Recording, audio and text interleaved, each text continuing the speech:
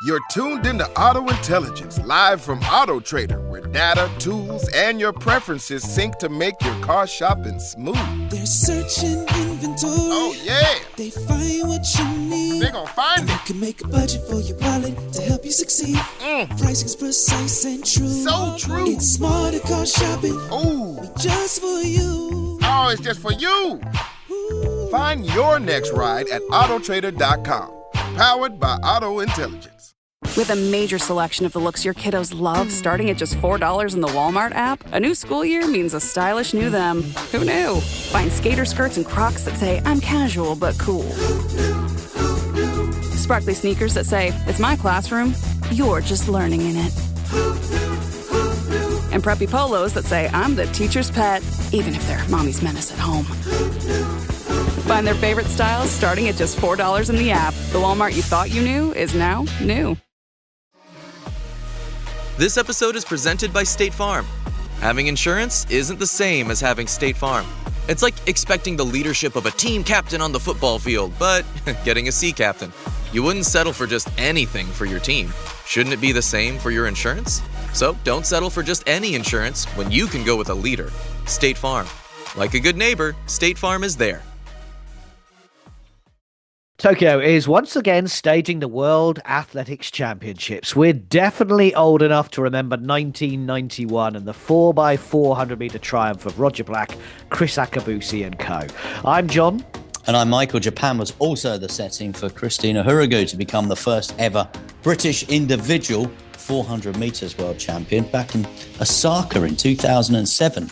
So hopes are high that this week's championships could be golden for the latest 400 metre stars at British Athletics. We'll see if having a child will give me that final 50 metres. We'll push the limits of this dad's strength and see if we can push the limits of also the human body. Particularly after last year, I think again, progression is, it's pushing forward. So I'm excited to be part of it. Getting out here, getting acclimatised as much as you can anyway. I'm really looking forward to it. I'm excited. We'll hear more from Matt Hudson Smith, Amber Anning and Charlie Dobson in this episode of Anything But Footy, the Olympic and Paralympic podcast, and the latest on the World Champs this autumn. Yeah, really looking forward to being right across these World Championships, covering the games for Talk Sport. So just into the radio for that one, but you can also stay in touch with us here on Anything But Footy all the time. We'll be updating our socials, of course. You can read our latest blog, see what we're all about, have a listen to our stuff at our website, which is anythingbutfooty.com. Now, I always think Great Britain has a rich history in the 400 metres, but in the World Championships, it's a very select few who've actually won gold medals. But with Olympic silver medalist from Paris and world silver medalist from the year before, and don't forget the fastest ever man in Europe, Matt Hudson Smith is in action once again and will hope to take that final step onto the top of the podium. Now, it didn't work out for him at the recent London Diamond League, but Matt's been speaking to Michael about hopes for these championships, and since Paris, he's got married and recently become a dad. Professionally, it's been good. Personally, it's been very, very, very different. Got a daughter now, so life and perspective definitely changed a lot, but definitely enjoying the newfound dad life. It's pretty different. It's pretty stressful, or a whole different level of stress, to be honest. Like learning how to change a diaper and feed a baby, but it's fun. I'm learning a lot, to be fair. Hey, we call them nappies in this country. We haven't lost you to the US completely, have we, Matt? Oh God, no! Wolves till I die. Wolves ain't me, so yeah, no, that would never change. Becoming a dad, obviously getting married as well in the past year, has that put things just in perspective a little bit for you with, the career that you've had? Yeah, I think, track is track at the end of the day, but I think with my wife, who's kind of came along on this journey, and us growing together through these years has been amazing. She was obviously there through the highs and the lows, and it's amazing that she's been able to I've been able to share just the highs with her, because she's been, like I said, she was there when it wasn't great. So the Olympics, Yeah, albeit it wasn't the goal, but it wasn't far off. It was still an amazing year, and then now we have a child together. It's been a crazy journey, to be honest with you, and you know, this is a whole new chapter of life, to our life, and internally grateful of everything of that's happened, even the high, even the lows, but yeah, especially the highs, and to just keep adding to that to the journey now and those chapters. Those were the exact words you used to me after you won your silver medal trackside in Paris. A crazy journey. What is it like when you look into the eyes of your newborn, and what does it make you feel like? Mate, yeah, it's for me, I just feel like you just want to run through a brick wall for her. You know what I mean? Just you can't really put into words. It's really different. Like I think everyone who I've spoke to about, you know, this having a child, you don't really say much, but you kind of understand what we both like, what we're going through at the same time. Like it's hard to put into words, but it's you kind of look at them as like, wow, that's kind of like a bit of me kind of thing, and then you see, it's so weird. Like you look at her and she's doing little things that you do, and it's like, what like genetics and DNA is a real thing, man. Because like you see someone's attitude or like how she looks, and you're like, this is actually insane. So you just want to provide them the life that you never had. So it's definitely added a different perspective on life and different type of motivation for sure. So tell me how you're going to turn these last two global silvers into a gold in Tokyo then, Matt. We're about to find out if this dad strength's a real thing, so we'll push the limits of that. And then I think for me, we came close now, but both times were very different factors. 2023 was a torn or injured calf down the home straight, and then Paris 2024 was divine intervention from somewhere in the home straight. So now we'll see if having a child will give me that final 50 meters where we'll push the limits of this dad strength and see if we can push the limits of also the human body. No Quincy Hall. I mean, how do you feel about that? I guess when you're in your position, you want to race the best and beat the best, and you probably feel that you could do that, but he's not going to be there. I wasn't in Eugene Diamond League, and when I saw that he was in there, I put myself in there in a sense, because like, I kind of want that get back. So it's a bit, disappointing, but you still got to race the best in the world. And although Quincy is not going to be there, there's still going to be some amazing athletes who you're competing against. So I can wait. We've got another, if so be it, we've got to wait another 3 years for the Olympics in LA to get my get back. Then I'll wait. But by that time, I look to amass all the medals, and then add the LA gold. So, but we start with this one. Great to catch up with Matt Hudson Smith ahead of the World Athletics Championships, and really interesting after all the challenges that he's spoken so well and so publicly about in his life over the past few years, about how settled he is now, becoming dad to a daughter, and saying how that just puts a lot of things in perspective.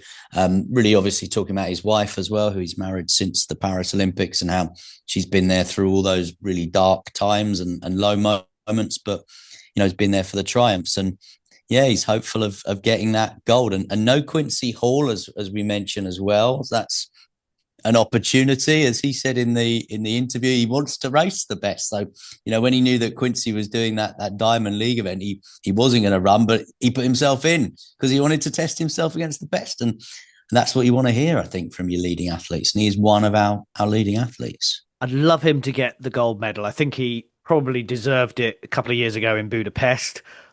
Paris was on course for it, and the last stride, as you mentioned, with Quincy Hall coming through. But the fact that he's the fastest man in Europe ever, I mean, that's the point. That's why he really needs a gold medal to add to his collection. So fingers crossed that he can go into this very select gathering of 400-meter gold medalists for Great Britain. Yeah, as he described it there, a divine intervention prevented him winning gold in Paris. And Yeah, he admitted in that interview for a little niggly injury in Budapest. He definitely would have won that gold. And well, we mentioned Christina Hurrigu earlier on, world champion twice, 2007, 2013. Her sister Victoria is in the British team for these championships. But Amber Anning is maybe Britain's big hope, the one to watch after her double bronze in Paris. That was in the mixed relay and, of course, the women's 4x4 relay. She became the world indoor champion earlier on this year. She's currently ranked 4th in the world. This, remember, is her first season as a full-time professional athlete as well. So I've been talking to her as she arrived in Tokyo.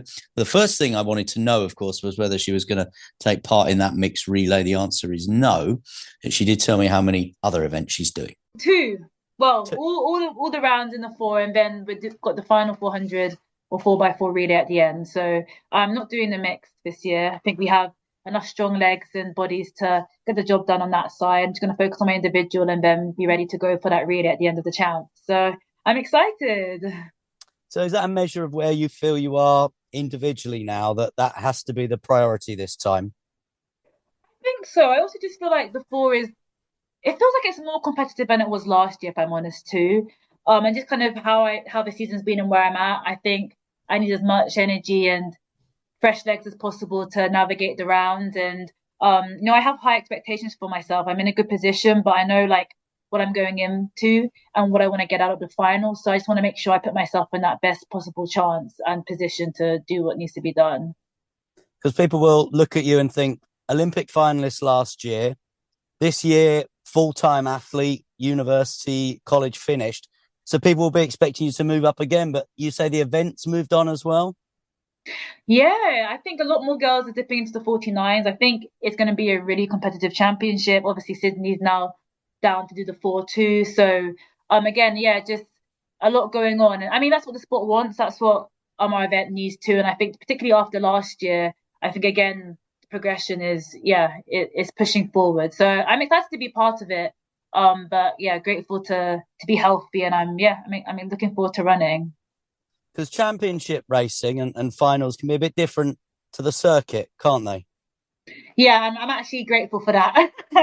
I think the circuit's been first year it's been hard to navigate, I would say.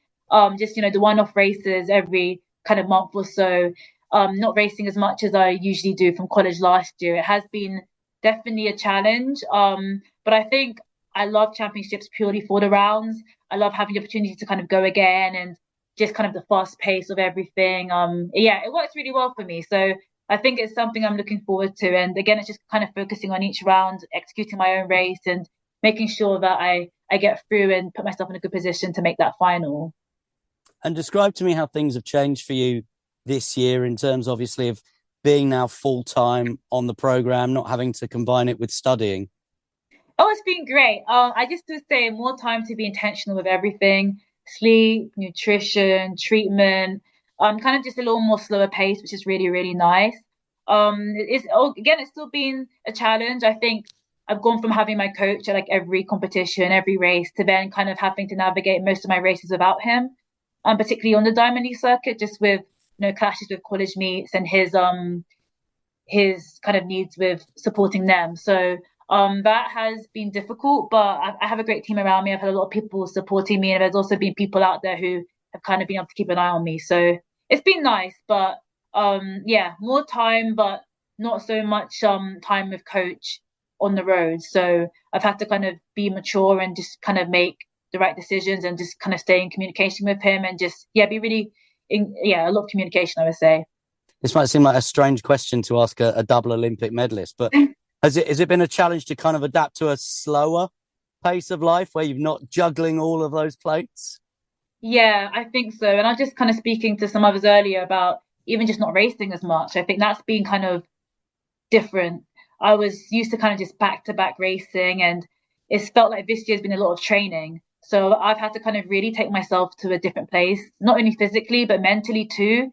We train hard at Arkansas, so I'm kind of having weeks in and out of just constant hard training can be quite tough on the body. So again, I've just had to be really intentional and just making sure that I'm taking care of everything off the track, because I think on the track it's taken care of, but it's like, what am I doing in the rest of the hours I have in the day to make sure that I'm well rested and well recovered for the next session? So yeah, I think I've had to actually probably do more thinking than I did in school because everything's not been as structured like it was being a college athlete. So yeah, it's been challenging, but I've enjoyed it. Like I think I've embraced it, and as the years progressed, I think I've done a really good job of kind of managing all of these pieces. Let me ask you a question that a lot of people ask me, which is, if you're an international full-time professional track and field athlete, why do you not want to be competing in competition in races all the time? I get asked that all the time by people. Why do these people choose to miss championships or not run in an event? Surely that's what they're there to do. So why do you not do it? Yeah, definitely. I think it just depends. Like it's all very individual, depending on people's bodies, how they react. I know particularly for certain athletes based overseas, coming to Europe constantly can be a lot. Like the travel is a big thing, and it definitely affects you. And I think for me, having like most of the European meets, well, most of the diamond leagues in Europe, I think the travel has been a different impact that I didn't kind of think about initially, because obviously in college I'm just staying in state, whereas this year it's just been kind of Doha 1 week, and then I don't know, like Stockholm the next, Paris here. It's just been kind of like all over the place. So I think just people managing in that, and then just managing their time with their coach and like the training schedule, just trying to make sure that they're competing but also still getting in the main training, because at the end of the day, like the goal has been worlds since indoors finished. So you've got to make sure that like everyone's in their best position and best place to maximize that and be ready for their trials and then worlds. So I think yes, as I said, it's all individual based on people's needs and what their plan looks like for their year in terms of preparing for their goals. I know we've spoken on several occasions this season, whether that was in Birmingham at trials. We did a Zoom call, I think, when you were in China at the indoors and stuff. So just to kind of sort of finish up as we come to this major sort of last event of the season, what's your aim? What's your ambition? What would you come home from Japan happy with? Does it have to be 2 medals, or is it a new PB? What are you inside thinking you want to achieve? I think I've been really big on this year when people have asked me about my goals, but it's honestly executing my race. I think it's been something I've struggled a little bit with all year. But if I execute like what I practiced and what coach believes and like what the team thinks I can do, I think I will look at the clock and be very happy with the time I see, and hopefully that time will be enough to get on the podium. But I think that's it for me. I'm not medals are important, national records are important. I think 48 has kind of been at the back of my mind all year as well. But I know that chasing times, chasing accolades never works. It's really just about going out there and running your race. And if I do that, I think those things will come. So I hope that answers your question. I just want to go out there and be the best version of Amber Anning and kind of just show I don't think my races this year have particularly shown the times and the hard work that I have put in, and it's just purely been on kind of a poor execution. So I'm hoping that we get it right next week and can put on a race and be where I want to be, honestly. Well, we hope so too, because we love watching our top athletes in the big events, and you gave us so much joy in Paris, so I'm sure you will in Tokyo as well. Thanks for your time. I appreciate it. Thank you so much. So Amber Anning talking to Michael, confirming effectively she's not going to be in the mixed relay, which is the opening weekend, of course, of these championships, like she did in Paris. When you look back, Michael, on Paris, and she did the mixed relay, and then she was in the individuals, and she finished an amazing 5th place in an Olympic final, and then another bronze medal in the 4x4. Just an incredible championships, and as you say, her first full year this year, effectively. Yeah, really interesting, actually, insights. Amber is a very insightful person to speak to. And I think it's a measure one of how far she has come as an individual athlete, that she's prioritizing that now over the mixed relay. As she said there in that interview, the events come on since Paris. So I think she will need to have less running in her legs when she goes into the individual if she's going to make that step from 5th in the Olympic final to a global medal this time around. But just adjusting to life on the circuit. She was saying, obviously, she just used to run in state when she was at university because she's based out in America. But then suddenly you've got to build and factor traveling and competing and getting around the world. And we've had this discussion before, haven't we, about athletes. Why would you not go to a major championships? Why would you not go and compete? Surely that's what you're training for. But actually, what she's saying there is if you go and compete at every opportunity you've got to go and compete, you can't get the training in. And that's why, you know, when you look back at things like when a Commonwealth Games, for example, has been in March in Australia, whilst a lot of big names have not gone because it's just the wrong time for their season, bearing in mind that, you know, there's no financial reward for the Commonwealth Games. There's no funding reward from UK sport funding. You are based on World Championships and Olympic performances. So you don't go to a Commonwealth Games in March if you've got a World Championships in August and September, because that's your focus. It is a huge challenge for these athletes as they buzz around the world. This is Anything But Footy, the Olympic and Paralympic podcast. We're going to talk more about the 400 metres in just a moment. Witness the fight the boxing world has been waiting for on Netflix. Canelo Alvarez and Terence Crawford face off for the first time in their legendary careers for the Super Middleweight Championship in Las Vegas. The winner will walk away the greatest of their era. Watch Canelo Alvarez versus Terence Crawford Saturday, September 13th at 9 p.m. Eastern, 6 p.m. Pacific Standard Time. Live only on Netflix. So we've heard from Matt Hudson Smith, we've heard from Amber Anning, Victoria Oharugu, as Michael mentioned, and Yemi Mary John will take to the track on day 2 for Great Britain of the Tokyo World Championships in the heats of the 400 metres in the women's. Matt Hudson Smith will be joined by Sam Reardon and Charlie Dobson from 10:30 in the morning UK time on Sunday in the men's heats. Now, Charlie ran a PB this year, beating Hudson Smith in the process at the London Diamond League. And he's been telling Michael he can't wait to race back at these World Championships after getting a relay bronze in his first one in Budapest. Charlie, how are you feeling on the eve of a World Championships? It doesn't get much bigger than this for you guys, does it? No. Yeah, I'm really excited. I'm really looking forward to it. And I've had quite a few good weeks of hard training and getting out here, getting acclimatized as much as you can anyway. Yeah, I'm really looking forward to it. Very excited. Everybody has been telling me about the heat and the humidity and acclimatization. Sounds pretty tough. Yeah, I mean, it's 35 degrees today. I don't even know what the humidity was, but it felt like 90%, something like that. But you know, those are the conditions where you run fast. So I'm looking forward to it. It might be harder on you kind of physically day to day, but it's definitely beneficial for performance. So yeah, really excited. Do you do anything in training in normal kind of routine to try and prepare for that? Do you sit in the conservatory running on a treadmill with heaters blowing in your faces, for example? No, not really. I mean, this summer's actually been quite warm in England, I'd say. So it's been quite nice anyway. But no, I don't really do anything specific for kind of heat acclimatization beforehand. You know, we're out here for just about 2 weeks before I start racing, so that's more than enough time to get used to it out here. Let's talk about racing. You had a phenomenal 2024. How have you felt this season? Yeah, very good, thank you. It's I mean, started a bit later and kind of built up a couple of races. Kind of built up fairly slowly. Went from Rome to Eugene to London, I think, and then London went very well. Got the race up pretty spot on for me. And kind of showed what I'm capable of if I get it right. It's very promising, and I think I'm in even better shape now. So yeah, very excited. You kind of talked down your achievements in London. You beat Matt Hudson Smith, who won a silver medal at the Olympics. I mean, that must have been a huge moment for you.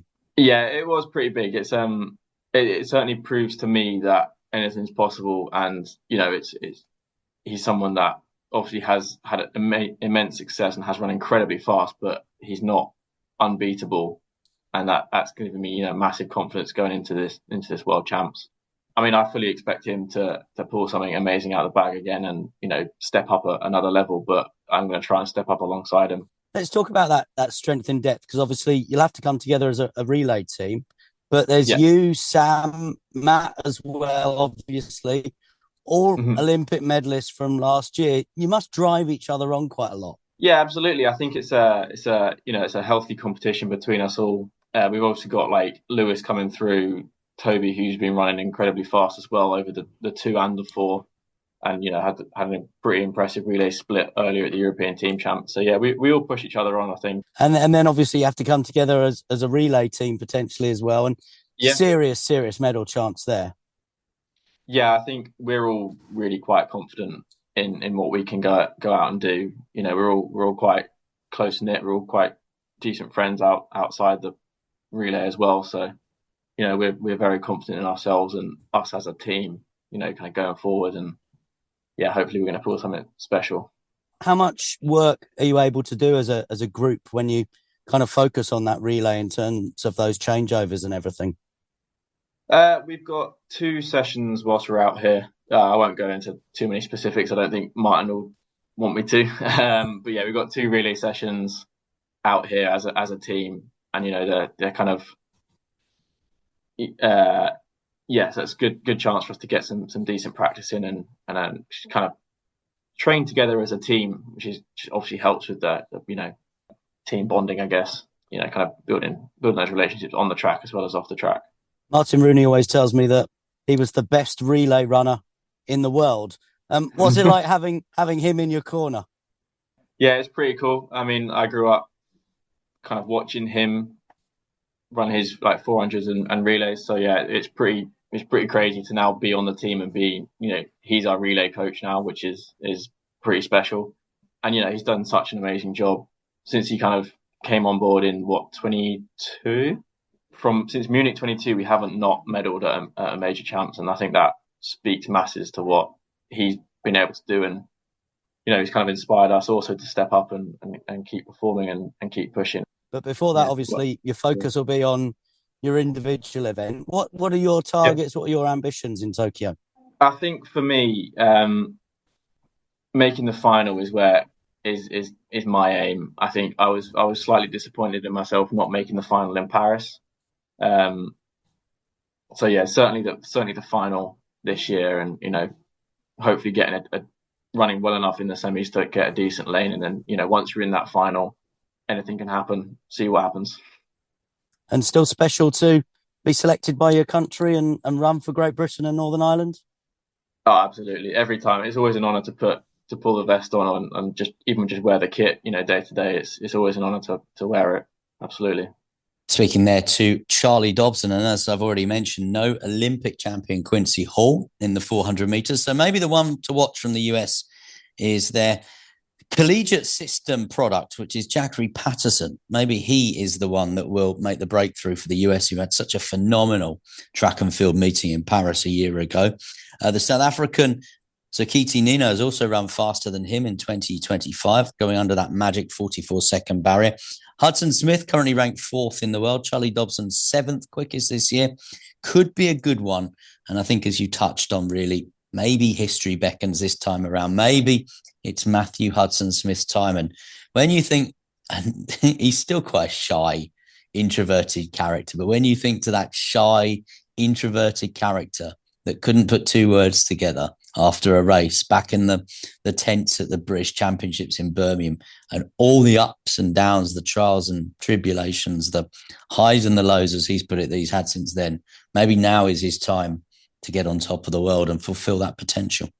And the first individual 400-metre gold medalist since Eric Liddell in 1924 in the Olympics. Have we got Chariots of Fire on the... We'll be digging... It's definitely on the Spotify playlist, but I think we might be digging it out if he wins that. If he wins in Tokyo. So Michael is reporting for TalkSport right throughout the championship. So make sure you're tuning in to hear him. We've also got some great previews from George Hunter Bell, Josh Kerr, Dina, Darrell, Lake, Jake and Jamili, my favourite trio of all time as well. Make sure you go back and have a listen to those as these championships continue. The second biggest sporting event, of course, in the world, behind the Olympics, and maybe the third with the Football World Cup as well. But check out our socials. We'll keep you up to date. Anything But Footy. All our latest blogs on the website, anythingbutfooty.com. Stay with us. We're moving on to Milan and looking ahead to LA.